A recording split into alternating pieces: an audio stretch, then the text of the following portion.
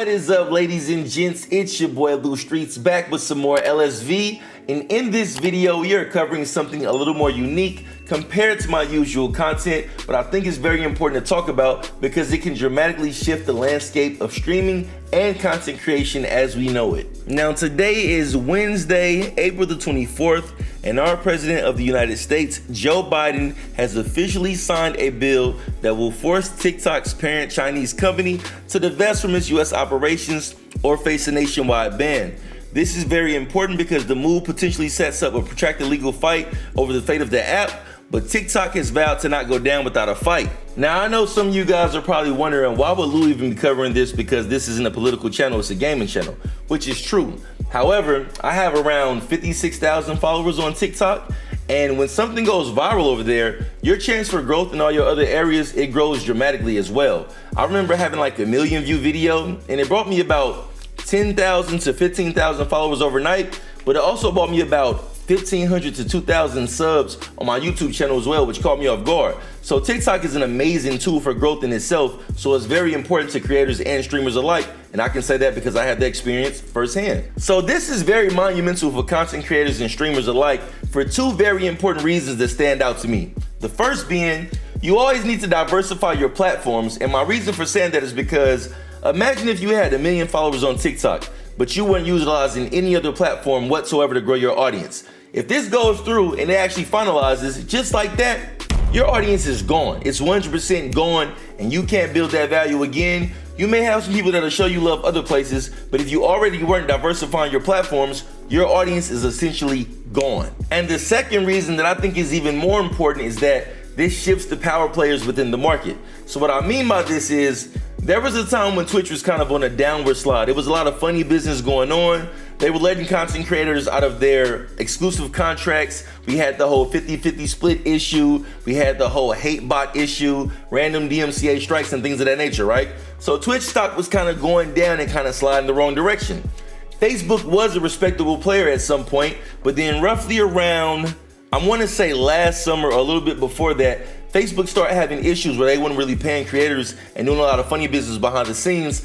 I know this because it happened to me directly, and it happened to other creators I know as well, some partner and some who were just affiliates. But Facebook had a respectable reputation, then they started to slide downward, and pretty much now Facebook streaming is virtually non-existent, at least from my point of view, right? Kick came along, and their main selling point was to pay content creators higher splits. I think as much as 95% of revenue that you actually keep. So that was their main selling point, and this was on the back end of Twitch starting to slide downward. So they were kind of going head to head with clashing about, we'll pay our creators, you guys should come over here. Now I haven't really been on Kick. I do have an account, but I haven't really used it much. A lot of my content creator and streamer friends, they're on that platform, but they don't use it full time. So I don't know how reputable or credible they are over there, but I will say that Kick does have a foundation within the market. So at the very least, they should be taken serious to some extent, right? So that leaves us with YouTube streaming and TikTok. Now, when it comes to YouTube, they have the financial backing of Google, and they have an amazing video infrastructure. So in reality, if they want to get better at streaming or evolve in that capacity, they have the financials to do so, and they have a good foundation to work from. And in reality, I enjoy streaming from YouTube. It's really fun. It's not as innovative as Twitch as far as interaction goes, but they can always evolve that over time, right? Now, overall, TikTok is a very new app when you think about it. It's only been around since 2016, which means that in regards to streaming, it's even newer. I would say about maybe 2 to 3 years ago. I want to say 2 years tops is really when they start taking streaming a little more serious.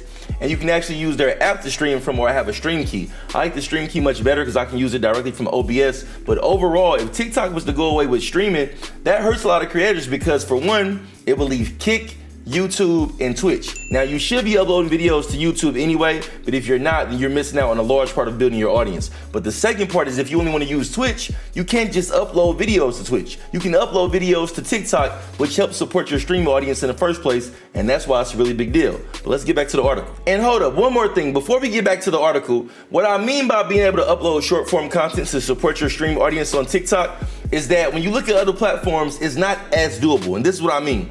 So when it comes to Facebook Reels, you can build your audience over there, but the issue with that is they don't pay you at all on Facebook. They try to pretty much find every way they can to avoid paying you, which is why the platform died in the first place as far as content creation and streamers go, right? They pretty much try to avoid giving you your money at all costs. Instagram Reels, They're owned by Meta, so it's kind of under that same umbrella, so it's kind of hard to like cross-promote the platforms. But on top of that, since that platform is kind of dying, would this move help raise it back up? It's kind of hard to know, but Instagram doesn't really seem like a place to build an audience currently, right? And then when it comes to YouTube, you can put up YouTube Shorts, but the amount of views that you got to get for reasonable compensation is crazy. So in reality, on YouTube, you want to always be doing long-form content because that's where the better money is anyway, right? So if you compare that to TikTok, where you're making, let's say, 30-second to minute-long videos, and you don't have a formula to make those same type of videos on YouTube outside of Shorts, the compensation just isn't the same. And then when it comes to Twitch and Kick, that platform, you always have to be live. So the main reason that TikTok is important is because it has this unique situation where you can upload short-form content, build a really massive audience, and then stream to them on occasion, interact with them, and get gifts and donations and things of that nature. Other platforms have the same tools to some extent, but the utility of them isn't necessarily the same, and that's where things get tricky. So that's why this is a really big deal. Now let's get back to the article. Now the concern about TikTok is that last year the Biden administration warned that TikTok could face a ban if its parent company ByteDance didn't sell its stake in the US version of the app. TikTok's critics have long argued the app could put US customer data at risk because Chinese law requires China's companies to share information with the government. TikTok has maintained that it operates independently and protects US data through an alliance with Oracle, which firewalls the data from overseas access. Now this could be kind of tricky because where there's smoke, there's always fire. However, this could be political posturing, but these rumors have been going on for a minute. And in the past, when people would ask me, do I think it would really happen? I would say, no, it's too much money at stake. But you know what? The conversations are getting quieter. So at the very least, you should have your eggs in multiple baskets because this could overall shift the landscape of streaming and content creation as a whole, with TikTok being the most popular app right now. But if this really happens, other apps have to come back up if this one disappears because, I mean, that's a large void in the marketplace. Now, fun fact here, the initial push to ban TikTok was actually spearheaded by Donald Trump, our former president, but he seems to have appeared to reverse course on the issue. So it's kind of funny that he started this off, but then the Biden administration picked it up. So this seems to be very important to the government. The real reason as to why, who knows? Let's get into it. The new law says that while TikTok won't be instantly made to disappear, it gives ByteDance up to a year to find an approved buyer for TikTok. Specifically, the law gives ByteDance 9 months to arrange a sale, with the option that President Biden could extend the deadline by 90 days if sufficient progress toward a sale has been made. If it fails to do so, TikTok will be banned from all US app stores. Now, this is where things get really interesting, right? TikTok has made it very clear they're not going down without a fight, and they're not trying to have a forced sale by ByteDance. So this is what they could do next. The Chinese government has signaled it intends to block any forced sale of TikTok by ByteDance, which would set the stage for the app to be banned in the US.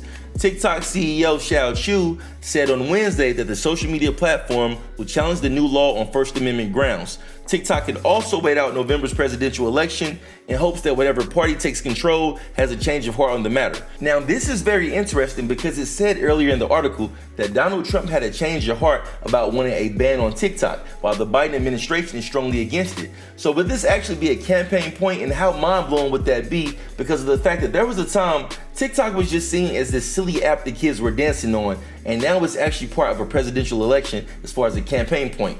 More importantly, if you're a content creator, I'm not asking you to put this in the comments. I'm not saying what I would do. I'm not saying that you have to give an opinion at all. However, imagine if you're a content creator and you're making a ton of money on TikTok, and this is a campaign point the opposite sides are going against.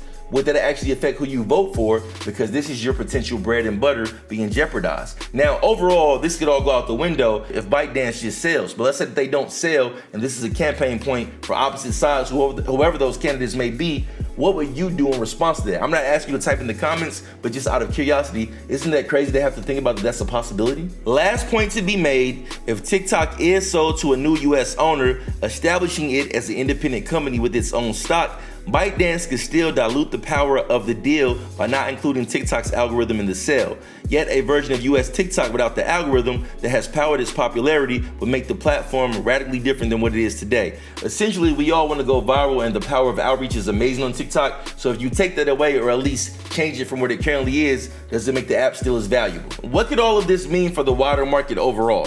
The forced sale or ban of TikTok could set a new precedent that disrupts the US media ecosystem. It could prompt other countries to force American firms to sell their local operations or to transfer them to a foreign company, and the new law's broad language could also have wider implications for ByteDance's other apps. So overall, a very interesting read. TikTok did say that they're going to take a stand, so if that happens, that could risk them being banned in the year. If they get banned, what happens to all the content creators that are in the TikTok space? Where do they go and how does that move around? Because this can really shift the landscape of content creation in general. On top of that, if we have two presidential candidates who stand on opposite sides of the fence, how does that affect the country in regards to votes? And if you're a content creator or a streamer and this affected your bread and butter because you're using TikTok, you make a lot of money on there, would this pretty much determine who you decided to vote for? I don't want you to type who you would vote for in the comments. I just want to know, would this affect who you guys decided to vote for if you saw one candidate to be great in all these other areas, but they had this one TikTok issue versus another candidate being terrible in all these other areas, but they shared your same values on TikTok